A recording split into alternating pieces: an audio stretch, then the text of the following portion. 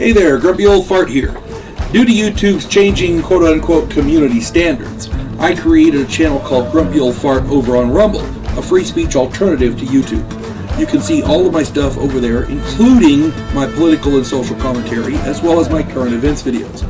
The links to my YouTube and Rumble channels, as well as links to let you order my books, are in the description of this video. If you enjoy my content, please like, share, subscribe, and comment. I welcome your comments, even if you disagree with me.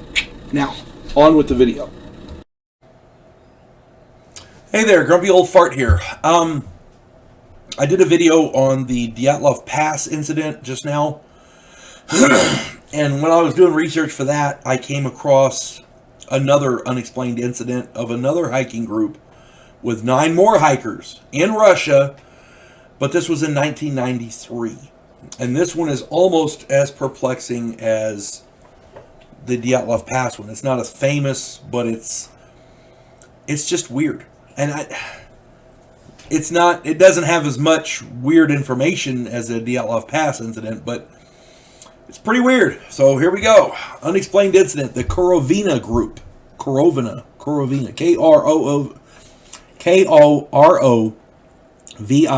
Korovina Group. I'm going to say Korovina, because I'm pretty sure that's how it's pronounced. My Russian isn't great, so bear with me. Okay, here we go. In August of 1993, a group of 9 hikers led by an experienced hiking teacher and leader of a hiking club named Lyudmila Korovina set out on a hike across an area of southern Siberia. The hikes tended to exhaust the students. Some of the parents feared that Korovina worked the students too hard and withheld food. The students loved the hikes. So, I don't know if it was that they just wanted to be tough or what, but they came back exhausted and they loved it. So obviously they're doing something they enjoy. So the parents let them do it. Now, it was scheduled and planned to be a medium difficulty hike. Unfortunately, the weather turned and became very cold with rain and snow. This was unexpected. There was also a thick fog, which was described as sticky. A sticky fog. That's weird. And here's some other disturbing reports that I found that were, I don't know, weird, I guess. Animals in the area were described as behaving oddly. Deer, bears, and birds were acting abnormally. Normally, if you're walking along a trail and you see a deer, the deer sees you, it runs away. That's normal. Or it'll watch you for a minute and then run away.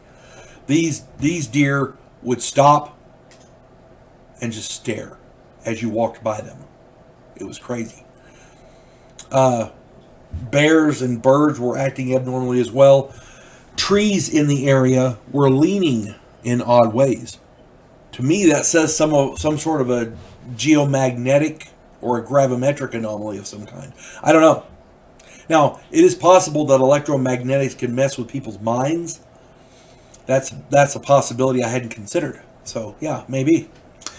The team was scheduled to link up with another hiking team, but they failed to show. On the 5th day of the hike, all but one of the team had died mysteriously. The one survivor, her name is, let me see if I can find it, Valentina Udachenko. Anyway, this survivor reported that the group had pitched 2 tents and camped on the slope of the Krutyoy Pass. It was cold and it was heavy rain. Their tents had a lot of trouble in the bad weather with, tent ropes being pulled up and stakes being pulled up and like that. One of the tents collapsed and the sleeping bags got wet. There were no visible landmarks at 10 a.m. It was freezing cold. It was snowing. They tried to hike out, but one of the team kept falling. This is where it starts to get weird. Korovina stayed with him and ordered the others to go down. Excuse me, but then she almost immediately asked that someone return to her. The survivor returned while the others tried to set up a tent. The sick team member at that point was dead. He died quickly. He was walking along and kept falling. She said, I'm going to stay with him. You guys go on ahead. So they took off a little bit, and she said, wait, come back. And he was dead already. Boom, that quick. His eyes were wide and indifferent, and he was frothing at the mouth. At that point, the survivor, Valentina Udachenko, tried to help another team member, but she got bitten. The team member bit her. She dragged the team member to the group, and another team member began banging her head on the rocks.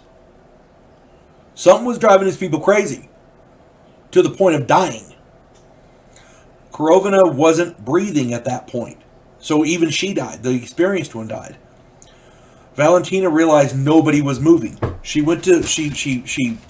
moved away for a bit, and she wrapped herself up in a tarp, made sure she was dressed good. She woke up the next day, the others were all dead. These people all went mad and died in a very short time. Valentina managed to survive in the wilderness. She discovered an abandoned transmission tower and followed the power lines, where she found a deserted village, and then she got to the riverbank.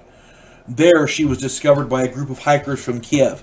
They helped her and took her to Slovakia. Slovakia, I guess? Now, nobody knows why the team members died.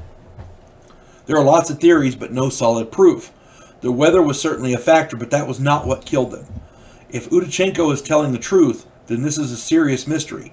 The problem is that her stories do not match up with specifics of evidence. She said they died in 2 areas, but the bodies were all in one place. She said they used camp stoves, and then later said that they used fires. Udachenko was only 16. She was the youngest member of the team. Whatever happened to the team affected everyone except Udachenko. Was it something they ate? Was it something in the sticky fog? If they're all eating the same food, it should have affected her. The sticky fog should have affected everybody. The animals in the area were acting weird, but if they were affected by the fog, well, why wouldn't it affect Udachenko? You see? Korovina's daughter, now here's where it gets weird. Korovina's daughter, Korovina's daughter, was paid a lot of money by the government not to investigate her mother's death. A sticky fog to me sounds a lot like a chemical weapon. If the government paid her a lot of money not to investigate, because in 92 the Soviet Union had fallen. They weren't the tyrannical old Soviet Union. So paying somebody not to investigate her mother's death, yeah, that sounds like some sort of a government cover-up to me. Was it a government weapons test? Maybe a chemical weapon? Who knows? Was it poison food? But why didn't it affect Udachenko? The autopsies indicated signs of starvation, but Udachenko claims they ate over 2,000 calories a day and snacked at every rest break. There was no reason for them to have suffered from starvation. This incident has many similarities to the Dyatlov Pass incident from 1959. Are there naturally occurring toxic gases in the area? If so, why did it not affect Udachenko? Again, there are too many unanswered questions in this case, and none of it makes any sense. Anything that would have affected the rest of the group should have affected her. Was there something the rest of the group was doing that she wasn't partaking in? Maybe the rest of the group was getting drunk in the evenings, drinking vodka or something, and they didn't share with the little kid. That's the only thing I can think of. Was it something in the vodka? I don't know. Again, it's like the Dyatlov Pass incident. There's too many unanswered questions. You cannot make sense of it. These people were fine. In the space of maybe early morning to noon time area, in the space of 12 hours, the rest of that team all went crazy and died, frothing at the mouth and banging their heads on rocks. What the hell? It didn't affect the 16-year-old kid, but it affected everybody else. That's just crazy. Again, do your own research. If you find something that I missed, please put it in the comments. I'm not perfect. I never claimed to be. And if I got something wrong, please correct me. Love all you guys. You folks have a good day. God bless one of y'all.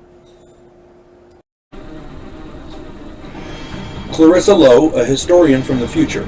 Delmore Kane, a Civil War veteran turned outlaw. This oddball pairing faces a conspiracy of epic proportions spanning the centuries. If you like action and adventure westerns with a splash of science fiction and fantasy, check out my book series Drifters and their ongoing adventures.